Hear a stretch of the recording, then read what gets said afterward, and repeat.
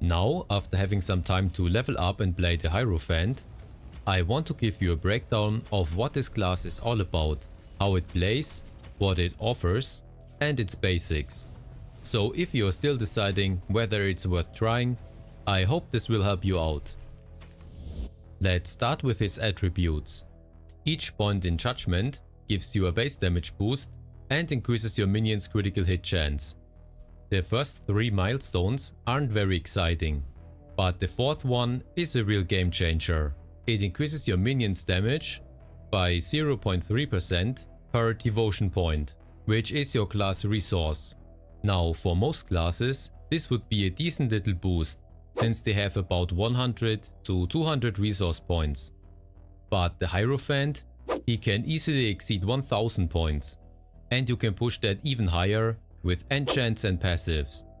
That means you are looking at an easy 300+% minion damage boost. The 5th milestone is another highlight. It buffs your minions after using the inoculator. There are a bunch of interactions with your minions and the inoculator, like this perk or stuff in the skill tree. So you will be keeping this buff up a lot of the time. Next up we have Purity. This is our defensive attribute. It gives us and our minions 1% extra HP and suppression per point. The milestones are solid, but you need to watch out for the 4th one. That shares your damage taken to your minions. Depending on their gear and abilities, it can end up killing them. So if your minions start dying suddenly, this is probably the reason why. Lastly, we have Serenity. This is more of a utility and resource based attribute. Each point invested boosts our devotion and grants a damage reduction to our minions. The increased devotion is of course useful in combination with the 4th milestone of Judgment. The 2nd and 3rd milestone of Serenity are excellent for keeping your minions alive, and the 4th and 5th milestone are critical for spell-based builds. Next, we have his perks. I'm not gonna go over every perk here, since you can easily read up on them in the compendium. But now that I have access to them, let me at least explain to you how they work. The green effect applies to your character, while the blue one applies to your minions. Your minions get their own perk slot, and as you can see here, you cannot equip the same perk that is equipped on your character on your minions. And you can also not equip the same perk on several minions. Next, let's talk about his items. The Hierophant comes with 3 new armor options. These armors revolve around using skills that consume devotion, so managing your resource will be key to maximize the impact. The key skills are Blaze of Devotion. This makes your minion skills explode. It costs 500 devotion, lasts 20 seconds and has a 20-second cooldown, meaning you can keep it active permanently if you time it right. Next we have Righteous Seal. This generates 40 Berserk tokens for your minions. It costs 700 devotion and has a 20-second cooldown. 1 Berserk token ticks away every second, but again, if you use the skill on cooldown, you can easily stack them up to 100, which will give your minion a massive damage and movement speed boost. And the 3rd one is Reverence of the Acolyte. This is pretty much the only buff that is focused on one kind of playstyle, which are spells. Its skill costs 600 devotion, lasts 20 seconds and has a 20-second cooldown, meaning you can also keep it up full time. I think it's really cool that these buffs aren't just generic effects, like what a lot of the other class armors have. The Hierophant armors have a real impact on your or your minions' performance. This makes managing your devotion resource crucial for any build, even if you are not focusing on spells. Next we have the belt slot. Here the Hierophant has access to his new curio items. What I love about them is the fact that they all have both an active and passive effect, giving us an even deeper way to customize our builds. Another amazing aspect is that when it says allies in the effect, it includes you. So when I equip this curio for example, that gives me increased resistances, You can see that it applies to us as well.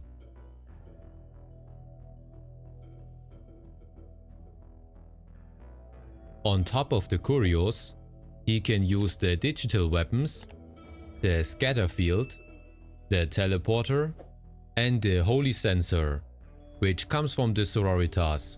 It also grants him one additional spell slot, so it functions the same as the psychic focus for the psyker. He also has access to all the force fields, but he cannot use mines or grenades. Now let's talk about the most interesting part, what weapons he can wield.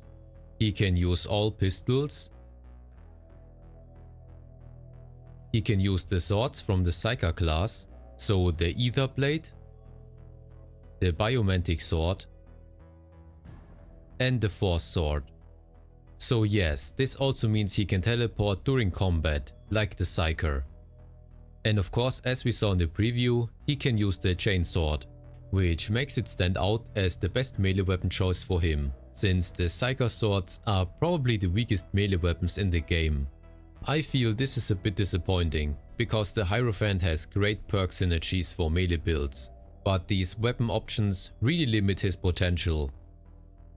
Next we have his offhand options. He gets the Staff, which is better for weapon based builds, and the Libram, which is better for spell based builds. Unfortunately, dual wielding isn't an option.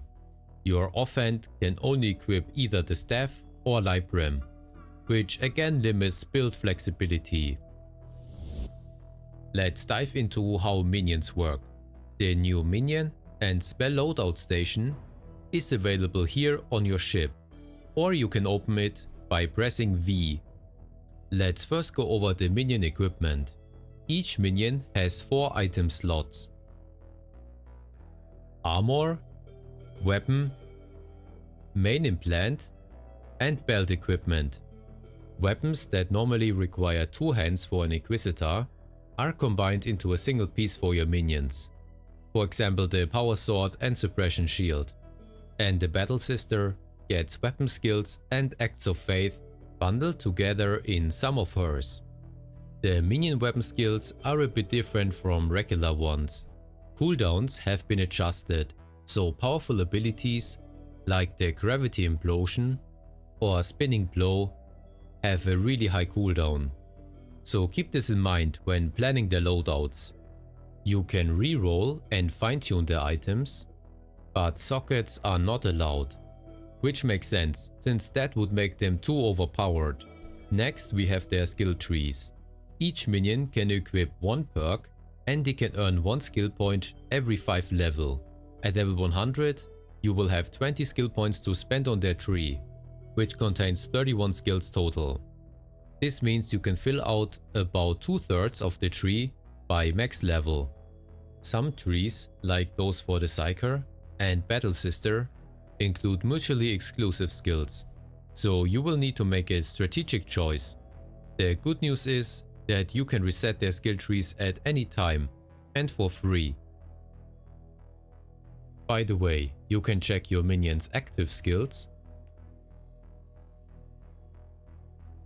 and stats here, which makes it easy to optimize their performance. If a minion dies in battle, you have to manually resurrect them. There is no summon button. Only if your character dies and respawns, you will automatically resummon all of them. Next, let's take a look at his spells. The spells for this class work similarly to the Psykers, but with one big advantage: you don't need to worry about warp anomalies. You can equip up to 4 spells, depending on your item choices. And with 10 spells to choose from, this gives you a good amount of flexibility. There are different types of spells to fit various playstyles. We have offensive spells for damage, utility spells for support and crowd control, and even a buff spell that reserves a part of your class resource, similar to Psyker buffs. Each spell costs resources, so you can't spam them infinitely, at least not early on. But once you improve your resource regeneration, you can essentially chain spells like a Psyker. And then we also have the retinue orders, which aren't just commands, they grant also various buffs to your minions and yourself, so using them regularly and strategically will boost your performance greatly. Next, let's take a look at his passives. The Hierophant introduces 3 new skill trees, each catering to different playstyles. Retinue Tactics is the minion focused tree. This tree buffs your minions with bonuses like increased health and damage, different types of healing,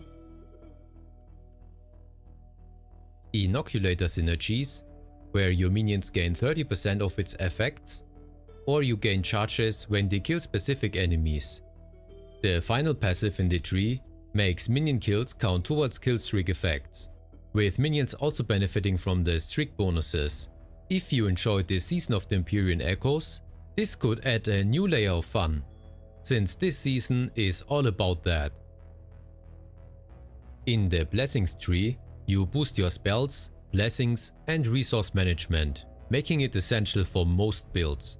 You get benefits like increased devotion gain and a reduced spell cooldown, bonus heat damage on weapons, which is very helpful for applying vulnerabilities and burn effects, and another way to increase your minions' berserk tokens, which pairs well with the Righteous Seal buff for a massive damage boost.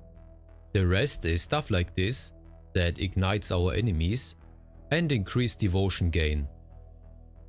And the last one, as the name suggests, is about all kinds of utility.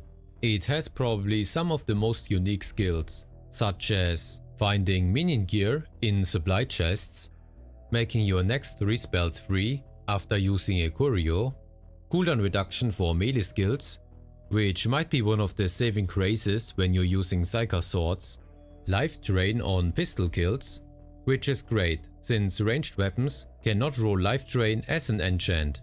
And the final passive suggests that a reflect build is possible for your minions, especially in combination with enchants like this, perk effects like this, and bonuses like this one from the Battle Sister. So what are my thoughts on the Hierophant? The pros are that you get the mage playstyle without the hassle. You can use a bunch of spells without worrying about warp heat, unlike the Psyker. You get the Ether Blade. This weapon is insane. Its non-stop teleportation makes it perfect for speed farming or leveling. The minions feel like a lighter version of the Inquisitor roster, giving you that multiplayer vibe even when playing solo. Their AI is also solid. They stay close to you and respond well even if you are just using simple commands, like charging a target. You don't really need to use the commands menu, at least not all the time. Equipping perks on your minions that grants them and you a bunch of benefits is a great touch. However, I wish the Hierophant as well as all other Inquisitors had more perk slots. 3 isn't enough to fully explore the potential combos. Constant inoculator recharges, extended effects and interactions with minions can lead to crazy stacks of damage and healing, giving you a strong start in the early game. The active and passive effects on the new curio belt items and the meaningful armor buffs are an amazing addition that makes the Hierophant's flexibility stand out. Now let's talk about his cons. First, we have the minion gear. If you're coming from any other ARPG, you might find it frustrating to gear up your minions. Here you will not only need good base items, but also plenty of rerolling to fine-tune them. The lack of melee options is a letdown. It would have been nice to use weapons from the Crusader's arsenal, or even two-handers like the Eviscerator. I mean, if you were using a weapon with 4 skills, you could still have access to 1 spell via the Holy Censer Relic. I think forcing players to rely on staffs and librams in their offhand feels restrictive, especially given the cool melee perks available. You can't dual wield pistols, which means you only get access to their first 2, usually weaker attacks. dual wielding could have opened up some great range builds. For me, the swords and pistols feel like an afterthought. It's something to keep your character busy, while the real power lies in the spells and minions. While yes, the Psyker has similar limitations. For example, he can also only wield one gun, but the difference is that he can dual wield the rods, which are very powerful weapons, making it possible for him to have a pure weapon build. So hopefully this video gave you a better idea of what to expect from the Hierophant. I didn't just want to make a video saying it's fun, buy it. Instead, I wanted to make a detailed breakdown to help you decide if this class is worth your time and money. At its core, the Hierophant feels like a hybrid of a Psyker with a minion focused layer added on top of it. It's unique, and the best part is, you don't have to choose between playstyles. You can be a caster summoner, a melee summoner, or even a pistol summoner spellcaster.